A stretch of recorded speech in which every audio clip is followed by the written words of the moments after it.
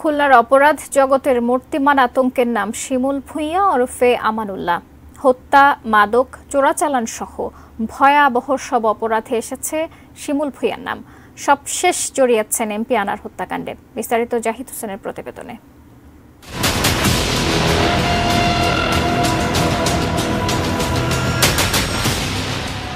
খুলনার ফুলতলা উপজেলার দামোদর ইউনিয়নের ভূঁইয়া বাড়ি। 2 প্রজন্ম ধরে দক্ষিণবঙ্গের অপরাধ জগতের নানা ঘটনায় আলোচিত এ পরিবারের সদস্যরা, যার মধ্যে শিমুল ভূঁইয়ার নামেই আছে 2 ডজন মামলা।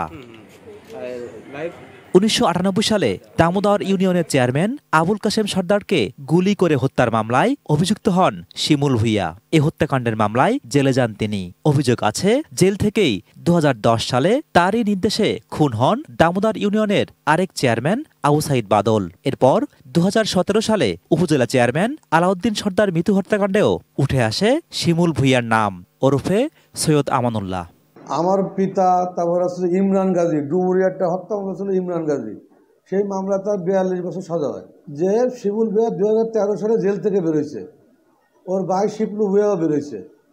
বেরোয় ওর বাইরে মানে কাইটে কুইটে চেয়ারম্যান বানাইয়ে বাইরে দিয়ে মানে জন্ম নিবন্ধন করাইছে ভুয়া।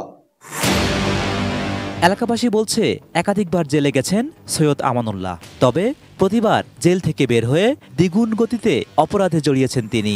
একসময় নিজে ছিলেন চরমপন্থী সংগঠন সর্বহারা পার্টির শীর্ষ নেতা, আর তার ছোট ভাই শিবলু ভূঁইয়া দামোদর ইউনিয়ন পরিষদের বর্তমান চেয়ারম্যান। স্থানীয়ভাবে ভূঁইয়া পরিবার প্রভাবশালী হওয়ায় তাদের নিয়ে ভয়ে মুখ খুলতে চান না কেউ। আমি প্রথমত জানতামই না যে দিনের কোনো এমপি খুন হয়েছে, আমি আজকে জানলাম। এই যে ভূঁইয়া বাড়ি যে তানভীর ভূঁইয়া তবে দামোদরের শিমুল কিভাবে আমানুল্লাহ নাম ধারণ করলো তা নিয়ে আছে ধোঁয়াশা। ডিবির হাতে আটকের পর নিজের পরিচয় দিয়েছেন আমানুল্লাহ নামে। এ নামে পাসপোর্টও আছে তার। অন্য কোনো নামের বদলে পূর্ব বাংলা সর্বহারা পার্টির আরেক নেতা আমানুল্লাহ নাম নেয়ার রহস্যের কিনারাও মেলেনি এখনো। এসব বিষয়ে জানতে গেলে কথা বলতে চাননি স্থানীয় পুলিশ প্রশাসন।